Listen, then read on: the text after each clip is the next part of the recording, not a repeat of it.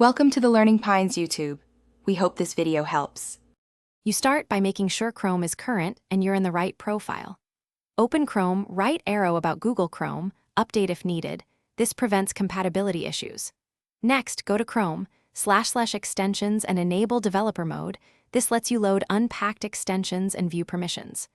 Once done, sign into the profile where you want extensions to run so sync mirrors across devices. These steps reduce permission prompts and make installation predictable, which saves time when you add or manage multiple extensions. Now install and configure the extension. Search the Chrome Web Store for trusted developers or load an unpacked extension from a developer folder via Chrome, / extensions, right arrow load unpacked. Carefully review permissions. If it asks for full site access, make sure that level is necessary. Deny or limit when possible.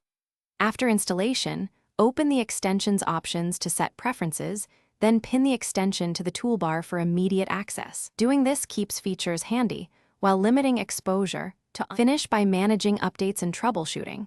Check Chrome, / extensions for updates or conflicts, and disable extensions one at a time to find sources of slowdowns. If something breaks, test the extension in an incognito window after allowing it there. This isolates profile-specific issues. Make sure to clear cache and restart Chrome after updates. If problems persist, reset the Chrome profile or remove and reinstall the extension. A final tip: keep a backup list of active extensions so you can quickly restore your setup if you recreate a profile. Thanks for watching. Consider subscribing if we helped you.